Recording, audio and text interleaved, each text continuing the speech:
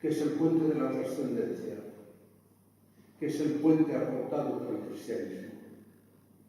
Estos tres puentes configuraron con el paso del tiempo este sentido de la dignidad humana, del valor del ser humano. Con luces y sombras, ciertamente. Con momentos en que se pretendió que aquí lo único que ocultaba era la trascendencia, la religión, y por lo tanto la razón de la ciudadanía debe someterse. Y entonces hubo intolerancia, hubo fanatismo, hubo violencia. Recuérdenlo, todavía hay algunos países que viven instalados aquí. Entonces en la historia vimos cómo dijeron no, entonces que la religión y la ciudadanía se sometan a la razón universal. Y tuvimos el periodo de la Ilustración que no. Pero todo ese periodo, recuerden ustedes, que se fundamenta sobre charcos de sangre. También hubo violencia, también hubo fanatismo. Y pasado el tiempo llegamos ya más próximos a nosotros, en los que alguien pensó, Dios y la razón que se sometan a la ciudadanía, al Estado, a la ley. Y entonces tuvimos los estados totalitarios. Violencia, fanatismo. Hemos tardado 20 siglos en hacer una síntesis de esos tres elementos. Y esa es quizás la que estábamos viviendo. La que estamos viviendo. Allí donde se ha hecho la síntesis de estos tres elementos. Y el hombre toma conciencia de su valor. El hombre toma conciencia de su dignidad. Toma conciencia de su libertad. Y quiere más. Quiere ir más allá. Hasta que llega un momento en que pretendiendo ir más allá dice, claro, yo no puedo ser absolutamente libre, ni puedo ser absolutamente dueño de mi propio destino mientras tenga un autor. Me recuerda aquella novela que seguramente ustedes han leído de Unamuno, Niebla, ¿recuerdan? En la que Augusto Pérez, el protagonista, llega a un momento en que después de una vida tremendamente azarosa, quiere disponer él de su propia vida, aunque sea para suicidarse, oiga, porque en el fondo el suicidio es una respuesta a un cuestionamiento de la vida, y quiere ser él quien decida. Pero claro, Augusto Pérez se da cuenta que no puede disponer de su propia vida mientras sea un personaje de novela, porque tiene un autor. Y que él en la novela hará lo que el autor ha señalado. Y entonces, ¿qué se le ocurre al amigo Augusto? Ir a Salamanca para hablar con don Miguel de Unamuno. Y entonces nos dice al final de la novela que se presenta en casa de don Miguel y le dice, don Miguel, quíteme de la novela, que ya no quiero seguir siendo un personaje de novela. Quiero disponer de mi vida. Quiero ser yo el que decida, quiero ser dueño de mí mismo. Y entonces don Miguel le dice que airado lo mira y le dice, oye, cretino, si tú no eres más que un producto de mis sueños, tú eres una hechura mía, tú harás lo que yo te digo en la novela. Y entonces Augusto, desesperado, vuelve a dirigirse a don Miguel y le dice, y si te mato a ti que eres el autor, entonces yo a partir de ese momento quedaría libre para hacer de mi vida lo que me dé la gana. Bueno, ustedes saben cómo Unamuno al final lo condena a volver a Madrid para morir de ganas de vivir, ¿no? Oiga, ¿qué nos está transmitiendo Unamuno aquí? No sé lo que quiso transmitir, pero ¿qué leo aquí? Leo simplemente una descripción de lo que está pasando a finales del 19 y principios del 20 con la cultura. El hombre quiere ser dueño de su propio destino.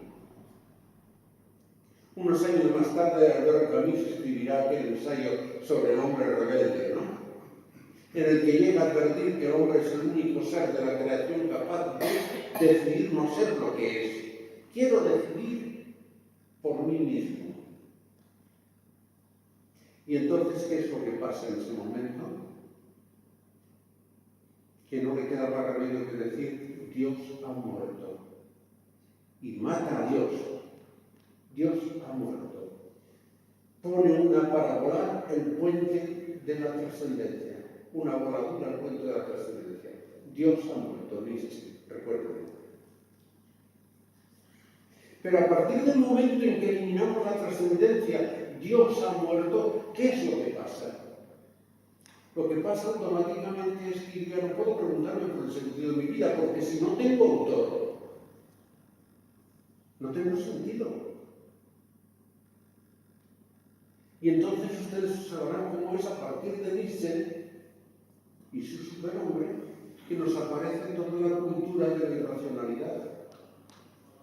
Se llamaron eufemísticamente las vanguardias, pero en el fondo eran esto, la cultura de la irracionalidad, la cultura del absurdo. Esto es absurdo. Y aparece entonces toda una cultura que empieza a negar la razón pura, la razón práctica detrás, la razón instrumental más tarde, para venir al final en una especie de razón económica común y vigente, cosa que está empezando a fallar también. Se viene abajo la razón. Y entonces devenimos, con el paso del tiempo, en un posmodernismo que nos termina diciendo la verdad no existe. Ni existe medio de llegar a la verdad. Todo es relativo. Elemento que acusa el Papa también.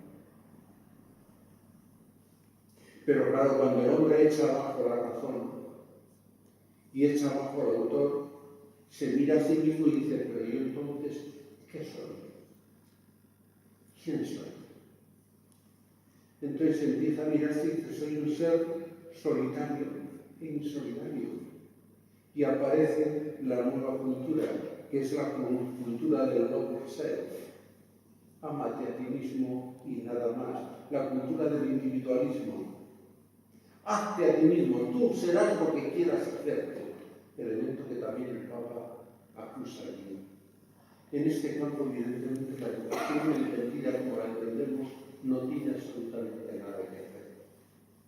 Por lo tanto, cuando después de todo este trayecto en nuestra cultura actual, empezamos a ver la degradación de lo humano, del principio de humanidad. Paul Ricoeur, pensador francés, que ya detecta esto en su momento, dice, apelo a la escuela, fundamentalmente, y a las iglesias, para que nos hagan un planteamiento nuevo de la educación, de un tipo de hombre, de una concepción de hombre, que encuentre sentido a su acción en el mundo.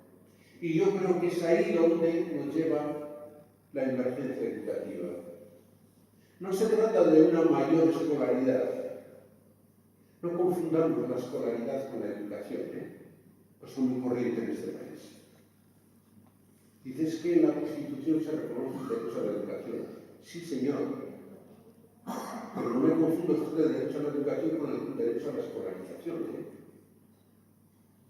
Porque el derecho a la escolarización, en el fondo, y perdónenme la grosería, es decir que todos los ciudadanos tienen derecho a tener un asiento donde poner su trasero. Sin embargo, el derecho a la educación es definir que quiero que se meta en la cabeza del niño. ¿Me explico? Hay una diferencia, Y por eso quien decide qué hay que meter en la cabeza suya. Bueno, cuando el Papa habla, por lo tanto, de emergencia educativa, habla de educación, no de escolarización. Y está hablando entonces de esto, de una nueva visión de la educación que ponga a la persona como centro. Que ponga al ser humano en tanto que persona como centro. Y quiero subrayar esto, al ser humano como persona, porque ya empieza a haber voces pseudointelectuales que nos dicen que no es lo mismo ser hombre, ser hombre que ser persona. Y entonces hombre sí, ciertamente, no nacido es hombre, pero no es persona, nos dicen. Y el vejete que está allá acá es hombre, pero ya no es persona tampoco. Y esto se nos vuelve peligroso. Un concepto de educación que ponga a la persona como centro, que ponga al hombre en tanto que persona como centro. porque las grandes corrientes de la educación vigentes en este momento necesitan esta alternativa. ¿Por dónde va la educación? ¿Cuáles son las grandes corrientes de educación o las grandes perspectivas de educación en este momento y hace tiempo, ¿no? Que nos viene a decir que la educación consiste en la transmisión del conocimiento a un sujeto, darle conocimientos, y por lo tanto los objetivos educativos se formulan siempre en términos de lo que el alumno debe conocer. ¿Qué debe conocer el alumno? Los profesores tenemos la tendencia inmediatamente a decir qué es lo que tiene que saber, utilizando la palabra saber con una ligereza enorme, porque saber, oiga, el sapere latino, ¿verdad? Quiere decir saborear, de donde viene sabiduría. Imagínense ustedes el tercero de la ESO ahí, saboreando lo que dice el profesor, saboreando.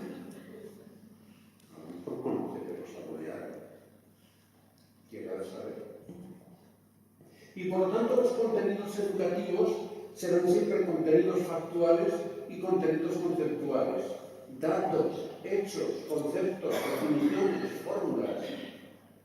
Esto es lo fundamental. Oiga, que se bajen los contenidos, que salen menos que antes, porque claro, ya no me salen los contenidos de España con sus agentes por la derecha y por la izquierda. Entonces, que han bajado los contenidos.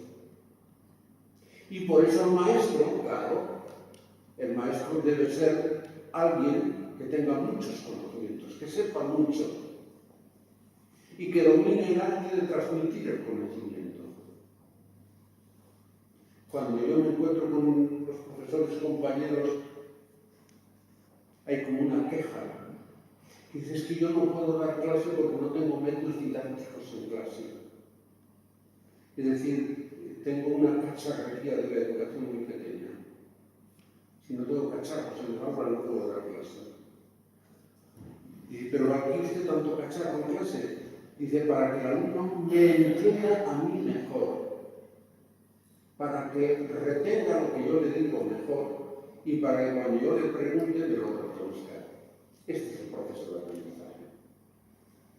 Claro que en algún caso me he encontrado con profesores que utilizan los medios estos como medios porno, por no dar clase, digo. Por no dar clase. Y entonces la escuela se organiza en torno a dos términos fundamentales: orden y disciplina, que es el clima fundamental de la transmisión del conocimiento. Y a la hora de evaluar la calidad que da un centro educativo, se mide fundamentalmente por la cantidad de conocimientos que tiene un alumno. Este es un modelo de escuela. Pero esta escuela ha creado una especie de sistema ecológico de valores, sin darse cuenta, que es una pirámide en cuya cúspide fundamentalmente están los valores intelectuales, y ante esos valores intelectuales se subordina absolutamente todo lo demás. Y podemos llegar a romper al niño en función de los valores intelectuales. Y podemos perder los valores trascendentes en función de los valores intelectuales. Porque aquí lo importante es lo que tiene que aprender. Claro, frente a esta perspectiva, oiga, cuyo referente último eran los conocimientos, surgió inmediatamente otra perspectiva, que dijeron, no, el fin de la escuela no es el fin de la educación, es la transmisión del conocimiento. El fin de la educación es la socialización del niño, dijeron. Oiga, ¿y qué es eso de la socialización? De prepararlo para la sociedad donde va a tener que vivir. Dice, ¿cómo se le prepara para la sociedad que le va a tocar vivir? Dice, pues reproduciendo en la escuela a la sociedad que tenemos. Y entonces surge eso que se denominó la escuela reproductora. Una escuela que reproduce los mismos esquemas sociales que hay en la sociedad para que el alumno se acostumbre a vivir en ella y entonces cuando salga de ahí se integre. Miren, aquí, perdonen que haga una parada, digamos, reflexiva, aquí hay más filosofía aparentemente de la que parece. que hay una pregunta que suelo hacer a los padres y madres de familia cuando tengo oportunidad de dirigirles una charla de educación, como inicio para la reflexión. Y es una pregunta muy impertinente, ustedes me la perdonan, pero la hago.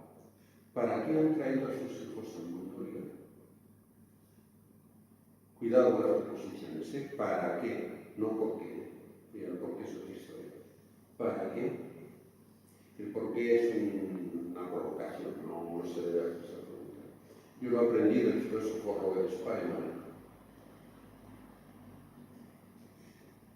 Cuenta en uno de sus libros Robert Spallman que estaba un día en casa con sus hijos adolescentes y tenía uno de 13 años que estaba muy enfadado, muy enfadado.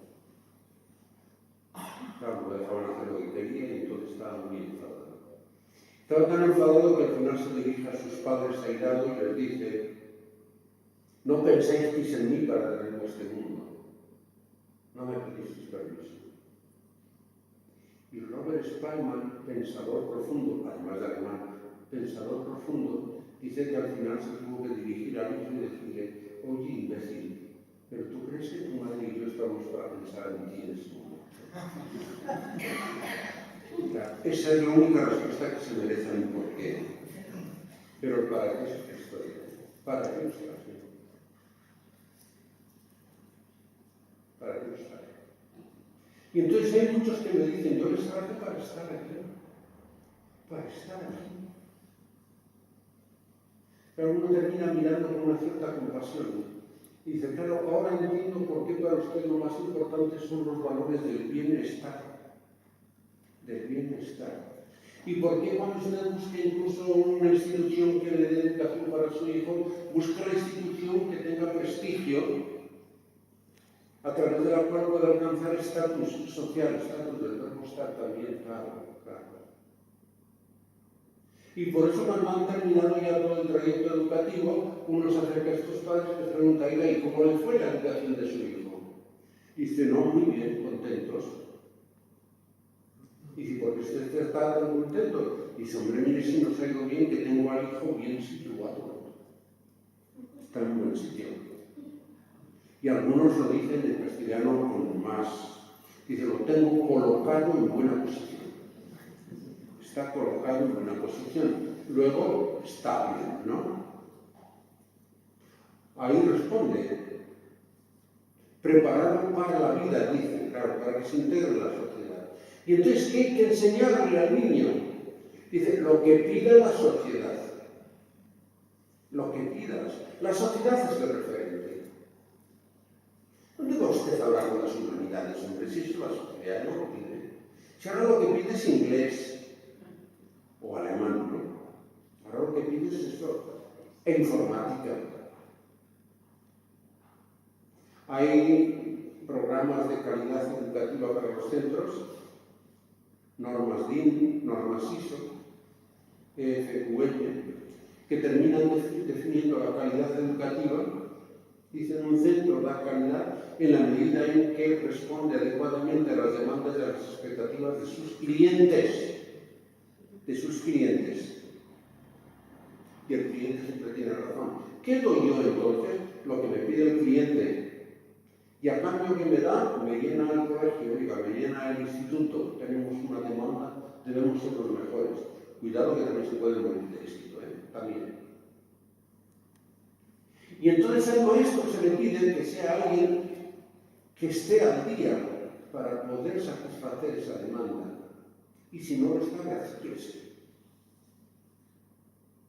Y por eso la escuela se organiza en función de la reproducción de los sistemas sociales.